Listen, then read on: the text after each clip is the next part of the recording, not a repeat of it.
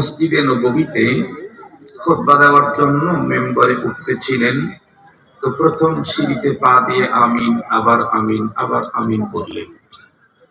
খুতবা যখন শেষ হয়ে গেল, সাহাবায়ে কেরাম নবীজিকে জিজ্ঞেস করলেন, ফাআলতা আল-ইয়াওমা মা কুনতা তাফআলুহু, ওগো আল্লাহর হাবিব, আপনি আজকে মেম্বারে উঠতে গিয়ে এমন একটা কাজ করলেন যেটা অতীতে কখনো করেননি। মাল হিকমা, এটা কেন করলেন আমরা কি জানতে পারি? নবীজি বললেন, হ্যাঁ অবশ্যই।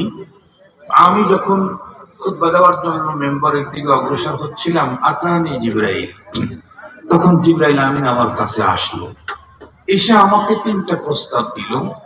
মজার কথা হলো এই প্রস্তাব জিবরাইলের নিজের না, এই প্রস্তাব রব্বুল আলামিন জিবরাইলকে দিয়ে আমার কাছে পাঠিয়ে দিয়েছেন। তাহলে প্রস্তাবগুলি পাঠাইছেন কে? নিয়ে আসছেন কে?